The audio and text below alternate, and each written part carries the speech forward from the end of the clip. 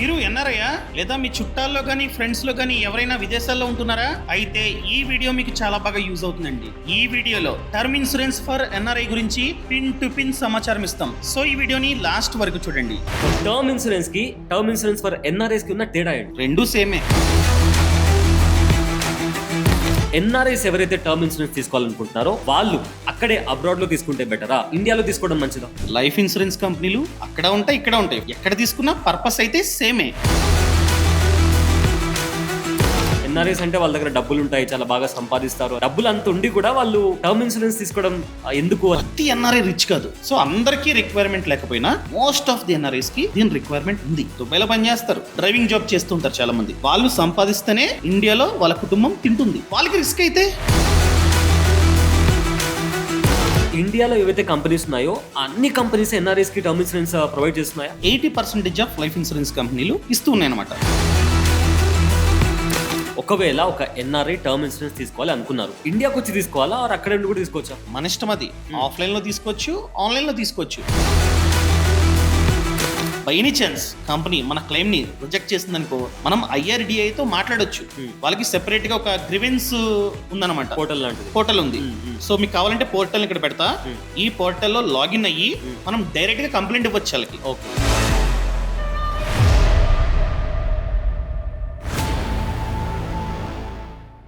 ఈ మధ్య term insurance గురించి ప్రతి ఒక్కరికి అవేర్నెస్ బాగా పెరిగిపోయింది. ముఖ్యంగా అబ్రాడ్ లో ఉంటున్న ఎన్ఆర్ఐస్ టర్మ్ ఇన్సూరెన్స్ తీసుకోవాలని ప్లాన్ చేస్తున్నారు. ఎందుకంటే పొరపాటున వాళ్లకు రిస్క్ అవుతే ఇండియాలో ఉన్న వాళ్ళ కుటుంబం పరిస్థితి ఏంటి, అదేవిధంగా తమతో ఉంటున్న తమ పిల్లల పరిస్థితి ఏంటి అని ఆలోచించి టర్మ్ ఇన్సూరెన్స్ తీసుకోవాలని ప్లాన్ చేస్తున్నారు. కానీ చాలా మందికి చాలా డౌట్స్ ఉన్నాయి. సో మనం ఇవాల్టి వీడియోలో టర్మ్ ఇన్సూరెన్స్ ఫర్ ఎన్ఆర్ఐస్ కి సంబంధించిన ప్రతి డౌట్ ని పిన్ టు పిన్ మాట్లాడుకోబోతున్నాం. అండ్ మనతో జాయిన్ అవుతున్నారు ఫినాన్స్ ఎక్స్పర్ట్ కౌశిక్ గారు. హాయ్ కౌశిక్ గారు, ఎలా ఉన్నారు? హాయ్ సయ్యద్, బాగున్నా. మీరు బాగున్నారా? ఎస్, బాగున్నాను. సో డైరెక్ట్ మనం టాపిక్ లోకి వెళ్ళిపోదాం. టర్మ్ ఇన్సూరెన్స్ ఫర్ ఎన్ఆర్ఐస్ కి ఉన్న తేడా ఏంటి? రెండు సేమే. ఓకే. రెండిటి పర్పస్ ఏంటి?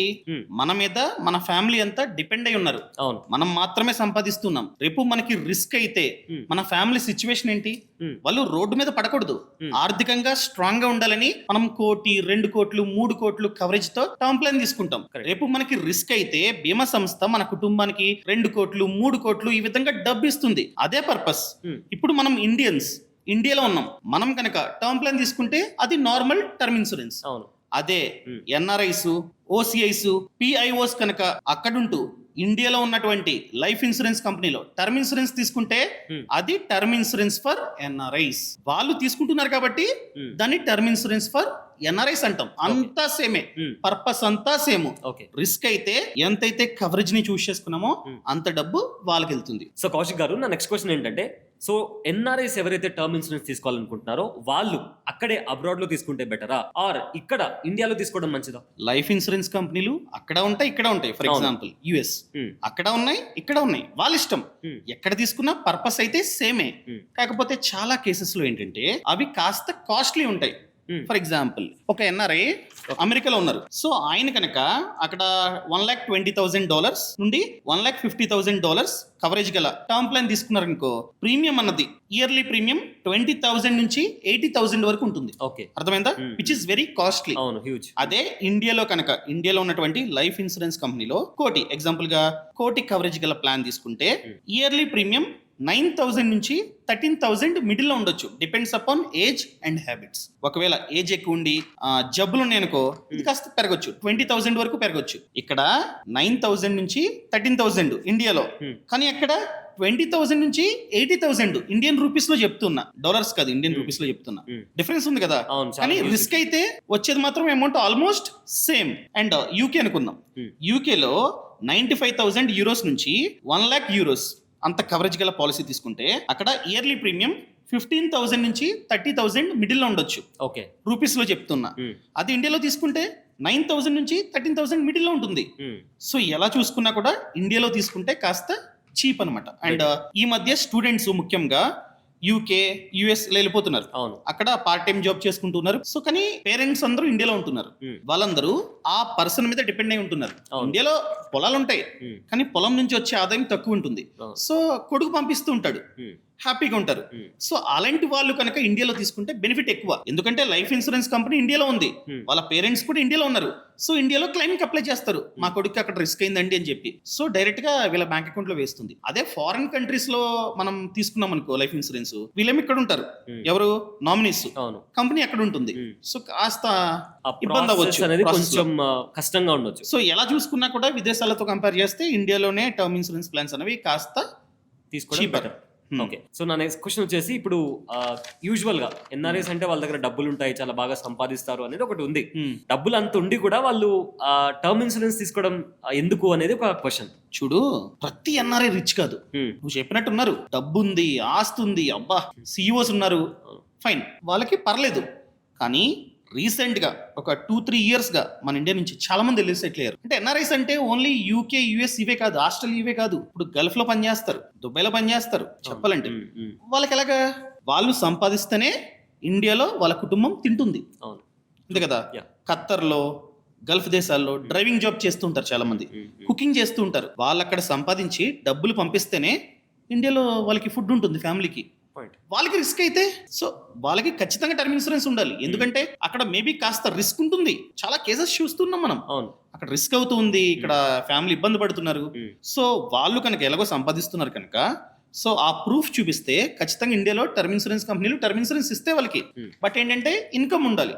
ఓకే, సో అలాంటి వాళ్ళు తీసుకున్నా కూడా బెనిఫిటే. అండ్ రీసెంట్ గా వెళ్ళి సెటిల్ అయిన వాళ్ళు ఉంటారు, అక్కడ ఏంటంటే మెన్నే సంపాదిస్తుంటారు చాలా కేసెస్. అవును అవును, సో వాళ్ళకు కూడా అంతే, మెన్కి ఇన్కమ్ ఆగిపోయింది అనుకో, మెన్కి రిస్క్ అయింది అనుకో, అక్కడ వాళ్ళ ఫ్యామిలీ సిచ్యువేషన్ ఏంటి, అవును పాయింట్. ఎంత కొంత కొనుక్కుంటారు. నువ్వు చెప్పినట్టు ఇండియాలో రియల్ ఎస్టేట్ లో ఇన్వెస్ట్ చేస్తారు, అప్పటికప్పుడు డబ్బులు వస్తాయా, అమ్ముకోగలరా? లేదు. అండ్ రెగ్యులర్ ఇన్కమ్ ఎలాగా వాళ్ళకి ఆగిపోతుంది కదా. అవును అవును, సో అలాంటి వాళ్ళు తీసుకుంటే కూడా మంచిది. బెనిఫిట్. అండ్ డ్యూల్ ఇన్కమ్ ఉంటుంది కొందరికి, వైఫ్ ఏమో సంపాదిస్తుంటారు, హస్బెండ్ సంపాదిస్తుంటారు. సో హస్బెండ్ కి ఎంతైతే జీతం వస్తుందో అక్కడ దాంతో ఈఎంఐలు చూసుకుంటారు పాపం, అంటే ఇల్లు, కారు ఈఎంఐస్ చూసుకుంటారు. వైఫ్ ఎంతైతే సంపాదిస్తున్నారో దాంతో ఫ్యామిలీ ఎక్స్పెన్సెస్ అన్నమాట, ఇంటికి పంపిస్తుంటారు కొంచెం ఇండియాకి వాళ్ళ ఫ్యామిలీకి. సో ఇద్దరిలో ఎవరికి రిస్క్ అయినా కూడా ఇన్కమ్ ఆగిపోతుంది కదా, అక్కడతో ఇబ్బంది పడాలి కదా. సో తీసుకుంటే మంచిది. సో అందరికీ రిక్వైర్మెంట్ లేకపోయినా మోస్ట్ ఆఫ్ ది ఎన్ఆర్ఐస్ కి దీని రిక్వైర్మెంట్ ఉంది, అదే నేను చెప్పాలనుకున్నా. సో అదే బేసికల్లీ ఎప్పుడు ఎలాంటి అవసరం పడుతుందో మనం చెప్పలేం కాబట్టి తీసుకోవడం బెటర్. ఇంకొకటి ఏంటంటే పీపీపీ, పర్చేసింగ్ పవర్ పారిటీ, విన్నావా? లేదు. నువ్వు యుఎస్ లో ఉన్నావు అనుకుందాం, ఎన్ఆర్ఐ నువ్వు, అక్కడ నువ్వు కనుక జస్ట్ కటింగ్ చేయించుకోవాలంటే 2,000-2,500 ఇండియన్ రూపీస్ లో అంత ఖర్చు అవుతుంది. ఇండియాలో చేయించుకోవాలంటే ఎంత అవుతుంది? 200. ఎంత డిఫరెన్స్ ఉంది? చాలా హ్యూజ్. 2,500 ఎక్కడ, 200-300 ఎక్కడ రూపీస్ లో చెప్తున్నా. అండ్ ఇక్కడ బిర్యానీ తినాలంటే ఒక 300 మ్యాక్స్ టు మ్యాక్స్ స్పెండ్ చేస్తే మంచి బిర్యానీ తింటున్నాం, ఆర్డర్ పెట్టుకుని ఏం చేసిన. అక్కడ బిర్యానీ తినాలంటే 1,300-1,400 స్పెండ్ చేయాలి, ఖర్చు ఉంది కదా. అండ్ అదే విధంగా ఇండియాలో నువ్వు 30 lakhs సంపాదిస్తున్నావు అనుకో, అక్కడ 1 కోటి రూపాయలతో సమానం. నువ్వు నీ ఫ్రెండ్ ఉన్నారు, ఇండియాలో 30 lakhs నువ్వు సంపాదిస్తున్నావు, నీ ఫ్రెండ్ అక్కడ 1 కోటి రూపాయలు సంపాదిస్తున్నాడు. అక్కడ ఖర్చులు ఎక్కువ, ప్రైజెస్ ఎక్కువ. సో తన లైఫ్ స్టైల్ నీ లైఫ్ స్టైల్ ఆల్మోస్ట్ సేమ్ ఉంటుంది, కానీ అక్కడ 1 కోటి రూపాయలు సంపాదిస్తున్నాడు, ఇక్కడ నువ్వు 30 lakhs సంపాదిస్తున్నావు, విచ్ ఇస్ ఈక్వల్. ఇలా చూసుకుంటే పీపీపీ పరంగా చూసుకున్నట్లయితే. సో నన్ను అడిగినట్లయితే ఇండియన్స్ అంటే ఇండియాలో ఉన్న వాళ్ళకన్నా యుఎస్ లో ఎవరైతే ఉంటున్నారో వాళ్ళు కాస్త ఎక్కువ కవరేజ్ తీసుకుంటే మంచిదని నా ఉద్దేశం. సో ప్రీమియం విషయానికి వచ్చేసరికి ఏంటి తేడా ఉంటుందా, సేమ్ ఉంటుందా? For example age same, coverage same, but ఒకరు ఇండియన్ ఒకరు ఎన్ఆర్ఐ.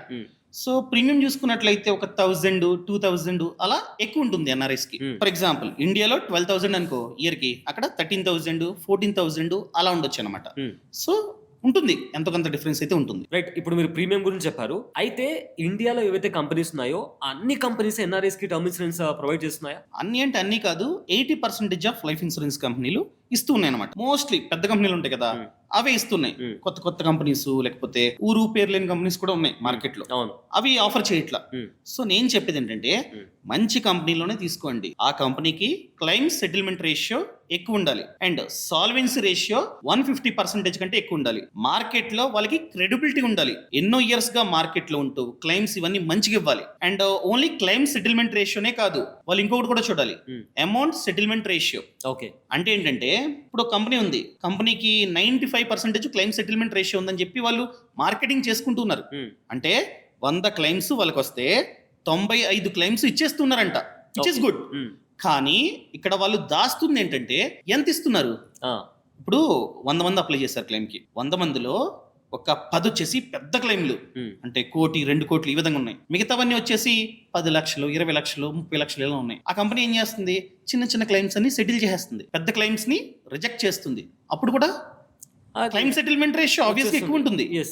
కానీ మనం చూడాల్సింది అమౌంట్ సెటిల్మెంట్ రేషియో, ఎంత అమౌంట్ సెటిల్ చేశారు.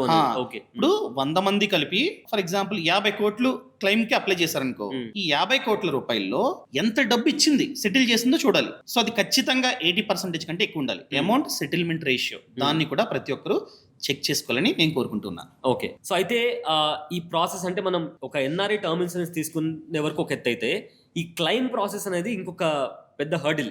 సో ఆ క్లెయిమ్ ప్రాసెస్ ఎలా? క్లెయిమ్ ప్రాసెస్ ఇద్దరికి సేమ్. బై ఎనీ ఛాన్స్ తీసుకున్న పర్సన్ కి రిస్క్ అయిందనుకో, ఎవరైతే నామినీస్ ఉంటారో వాళ్ళు వితిన్ 30 days లో ఇన్సూరెన్స్ కంపెనీకి ఇన్ఫార్మ్ చేస్తే మంచిది. అంటే లిమిట్ అంటూ లేదు, 30 days లోనే చేయాలి, లేట్ చేస్తే ఇవ్వం అదంతా లేదు. కాకపోతే నేను చెప్పేది ఏంటంటే వితిన్ 30 days లో అట్లీస్ట్ చెప్పండి. చెప్తే వాళ్ళు కొన్ని డాక్యుమెంట్స్ అడుగుతారు. ఓకే, ఆ డాక్యుమెంట్స్ అన్ని సబ్మిట్ చేయాలి.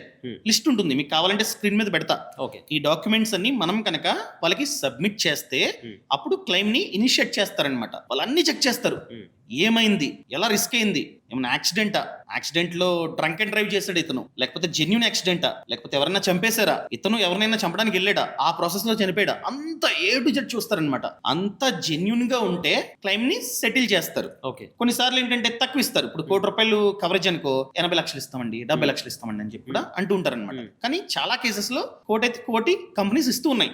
ఎప్పుడు మనం కనుక మంచి కంపెనీలో తీసుకుంటే. ఇప్పుడు క్లెయిమ్ ప్రాసెస్ ఎన్ఆర్ఎస్ కి కాస్త లేట్ అవ్వచ్చు. ఓకే, ఇప్పుడు ఇండియాలో అనుకో అన్ని డాక్యుమెంట్స్ మన భాషలో ఉంటాయి. కొన్ని కంట్రీస్ లో ఏంటంటే డెత్ సర్టిఫికెట్ అవి ఇవి వేరే భాషలో ఉంటాయి. హాస్పిటల్ ఇచ్చే రిపోర్టు, పోస్ట్ మార్టం సర్టిఫికెట్ వేరే భాషల్లో ఉంటాయి. సో వాళ్ళు కాస్త టైం తీసుకుంటారు అనమాట. అంటే చాలా మందికి అపోహ ఏముందంటే టర్మ్ ఇన్సూరెన్స్ లు క్లెయిమ్ రావు, ఇదంతా స్కామ్ ఇన్సూరెన్స్ అని చెప్తుంటారు. IRDAI ఉంది అన్ని చూసుకోవడానికి, అంత స్కామ్ చేసేంత స్కోప్ లేదనమాట. And by any chance company మన క్లెయిమ్ ని రిజెక్ట్ చేసిందనుకో, మనం IRDAI తో మాట్లాడొచ్చు. వాళ్ళకి సెపరేట్ గా ఒక గ్రివెన్స్ ఉందన్నమాట, పోర్టల్ ఉంది. సో వాళ్ళకి మెయిల్ చేయొచ్చు అండ్ వాళ్ళతో మాట్లాడొచ్చు. అంటే వాళ్ళ ఆఫీస్ నంబర్ ఉంటుంది, మనం చెప్పొచ్చు, వాళ్ళు యాక్షన్ తీసుకుంటారనమాట. అంత స్కామ్ అయితే కాదని నా ఉద్దేశం. కాకపోతే ఎన్ఆర్ఎస్ కి కాస్త టైం పడుతుంది క్లెయిమ్ సెటిల్మెంట్ ప్రాసెస్ లో. సో ఆ ప్రొసీజర్ అంతా ఫినిష్ చేయడానికి కాస్త టైం పడుతుంది, కొంచెం లేట్ అవ్వచ్చు. ఇన్ కేస్ ఏదైనా ప్రాబ్లం అయితే మనం గవర్నమెంట్ పోర్టల్లో మన గ్రీవెన్స్ మనం ఫైల్ చేయొచ్చు. అవును. రైట్, కౌశిక్ గారు, మోస్ట్ ఇంపార్టెంట్ క్వశ్చన్ అండి. ఒకవేళ ఒక ఎన్ఆర్ఐ టర్మ్ ఇన్సూరెన్స్ తీసుకోవాలి అనుకున్నారు, అయితే వాళ్ళు ఇండియాకి వచ్చి తీసుకోవాలా అక్కడ నుండి కూడా తీసుకోవచ్చా? అలా ఏం లేదు, మన ఇష్టం అది. ఆఫ్లైన్ లో తీసుకోవచ్చు, ఆన్లైన్ లో తీసుకోవచ్చు. ఫర్ ఎగ్జాంపుల్ పనుండి ఇండియా వచ్చారు, సో ఇండియా వచ్చిన తర్వాత డైరెక్ట్ గా తీసుకోండి. ఓకే, అంటే డైరెక్ట్ ఇన్సూరెన్స్ ఆఫీస్కి వెళ్ళి లేకపోతే ఏజెంట్ మన ఇంటికి వస్తారు, ఆ ఫామ్ అంతా కరెక్ట్గా ఫిల్ చేసి డాక్యుమెంట్స్ అన్ని ఇవ్వండి, మీ శాలరీ స్లిప్స్ అక్కడవన్నీ ఇస్తే వాళ్ళు ప్రాసెస్ చేస్తారనమాట. ఓకే, అండ్ లేదు నాకు ఇండియా వచ్చే అంత టైం లేదు అండ్ రావట్లేదు అనుకున్నట్లయితే ఆన్లైన్లో డైరెక్ట్గా వెబ్సైట్ ఓపెన్ చేసి, లేకపోతే పాలసీ బజార్ అనే ప్లాట్ఫామ్ ఉంది. సో ఈ పాలసీ బజార్ ప్లాట్ఫామ్లో ఏంటంటే మన సమాచారం అంతా కరెక్ట్గా ఇస్తే చాలా కంపెనీస్ యొక్క సమాచారం కనిపిస్తుంది. ఓకే, సో నేను ఏం చెప్పాలనుకుంటానంటే బ్లైండ్ ఒక కంపెనీలో కాకుండా మార్కెట్లో చాలా కంపెనీస్ ఉన్నాయి కాబట్టి కంపేర్ చేసుకోండి. కంపేర్ చేసుకుని డైరెక్ట్ గా పాలసీ బజార్ నుంచే తీసుకోవచ్చు అనమాట. మీకు కావాలంటే లింక్ కింద డిస్క్రిప్షన్ లోని పక్కన కామెంట్స్ లో ఇస్తా. ఇప్పుడు వెంటనే వస్తుందా పాలసీ, వెంటనే రాదనమాట, టైం పడుతుంది. మీరు ఆఫ్లైన్లో తీసుకున్నా ఆన్లైన్లో తీసుకున్నా కాస్త టైం పడుతుంది.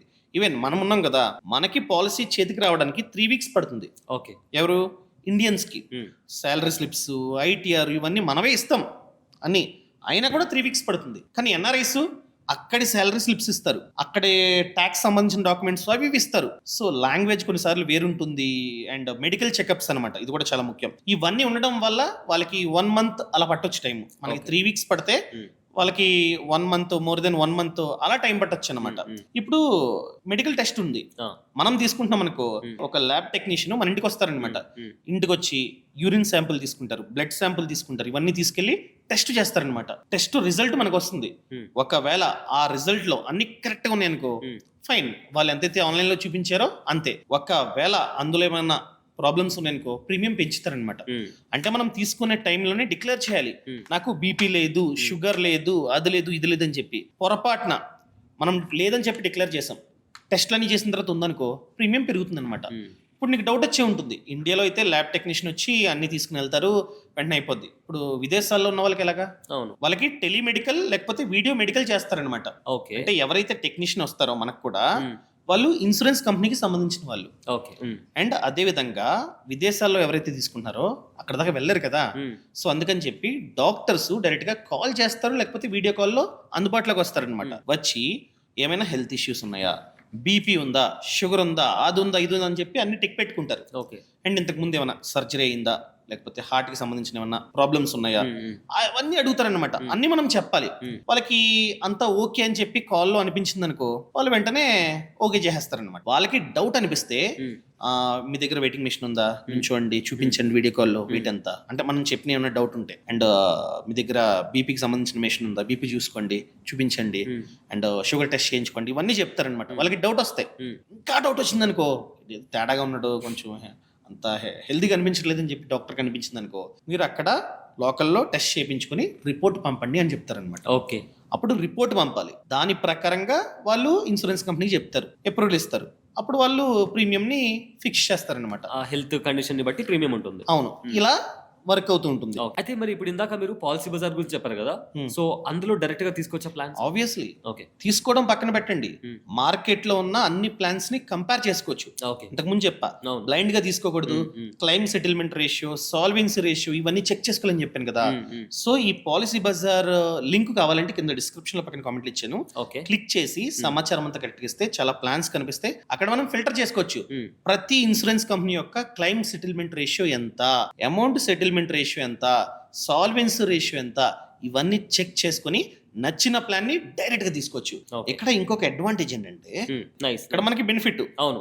రెండోది ఏంటంటే కంపేర్ చేసుకుని తీసుకుంటున్నాం మంచి కంపెనీలో. అండ్ మూడోది ఏంటంటే ప్రీమియం. చాలా మంది ప్రీమియం చాలా ఎక్కువ అనుకుంటారు. సో ఈ పాలసీ బజార్ లో చూసుకున్నట్లయితే స్టార్టింగ్ ప్రీమియం, ఒకవేళ మనకి జబ్బులు పెద్దగా లేవు, ఏజ్ తక్కువ, అండ్ 2 కోట్ల టర్మ్ ఇన్సూరెన్స్ ప్లాన్ తీసుకుంటాం అనుకో, 679 రూపీస్ నుంచి స్టార్ట్ అవుతుంది. Depends upon age and habits అనమాట.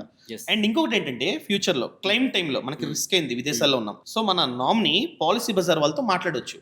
వాళ్ళు క్లైమ్ ప్రాసెస్ లో కాస్త హెల్ప్ ఉంటుంది అనమాట. అంటే ఏంటి, ఎలా చేయాలి, ఇదంతా హెల్ప్ కూడా ఉంటుంది. నేను చెప్పేది ఏంటంటే బ్లైండ్ గా తీసుకోకుండా ఇలా పాలసీ బజార్ వెబ్సైట్ లో ఒకసారి చెక్ చేసుకుని కంపేర్ చేసుకుని నచ్చితే డైరెక్ట్ గా తీసుకోవచ్చు. అండ్ రైడర్స్ కావాలన్నా ఏం కావాలన్నా ఇక్కడ చెక్ చేసుకోవచ్చు అనమాట. ఇలా ఇదైతే వర్క్ అవుతుంది. అండ్ విదేశాల ప్లాన్స్ తో కంపేర్ చేస్తే ఇండియాలో టర్మ్ ఇన్సూరెన్స్ ప్రీమియం అనేది 30 to 50% చీపర్. మనం కావాలంటే కవరేజ్ ని 10 CR వరకు పెట్టుకోవచ్చు అనమాట ఇండియాలో ప్లాన్స్ లో. ఓకే. సో విదేశాల ప్లాన్స్ లో ఆప్షన్ అయితే లేదు. అండ్ ఇంకొకటి, మనం కనుక విదేశాల కంపెనీస్ లో టర్మ్ ప్లాన్ తీసుకుంటున్నట్లయితే కవరేజ్ అనగా టర్మ్ మనకి 99, 90 అంత ఏజ్ వచ్చేంత వరకు పెట్టుకోవడానికి అవదనమాట. ఓకే. అదే మనం కనుక ఇండియాలో తీసుకుంటున్నాం అనుకో, అంటే పాలసీ బజార్ లో ఉన్నటువంటి ఈ కంపెనీస్ లో తీసుకుంటున్నట్లయితే 99 ఏజ్ వచ్చేంత వరకు పెట్టుకోవచ్చు. సో నేను చెప్పేది ఏంటంటే ఎండ్ ఆఫ్ ది డే మీకు ఫ్యూచర్ లో ఖచ్చితంగా క్లెయిమ్ రావాలని నేను కోరుకుంటున్నా. రావాలంటే మార్కెట్ లో చాలా కంపెనీస్ ఉన్నాయి, వాటిలో బెస్ట్ కంపెనీని చూస్ చేసుకుని అక్కడ తీసుకుంటే మంచిదని నా ఉద్దేశం. So thank you so much Kaushik గారు. సో ఎన్ఆర్ఎస్ ఒకవేళ టర్మ్ ఇన్సూరెన్స్ తీసుకోవాలి అంటే వాళ్ళు భయపడకుండా ఎలా తీసుకోవాలి అండ్ పాలసీ బజార్లో వాళ్ళు కంపేర్ చేసి తీసుకోవచ్చు అని చాలా క్లియర్గా చెప్పారు. అండ్ పాలసీ బజార్ లింక్ కూడా కింద డిస్క్రిప్షన్లో ఉంటుంది. క్లిక్ చేసి మీ పాలసీస్ అన్ని కంపేర్ చేసుకొని మీకు ఏది బెటర్ అనిపిస్తుందో ఆ పాలసీ తీసుకోండి. అండ్ టర్మ్స్ అండ్ కండిషన్స్ మాత్రం కంప్లీట్గా చదివి అప్పుడే తీసుకోండి. Boss Wala. Be the boss.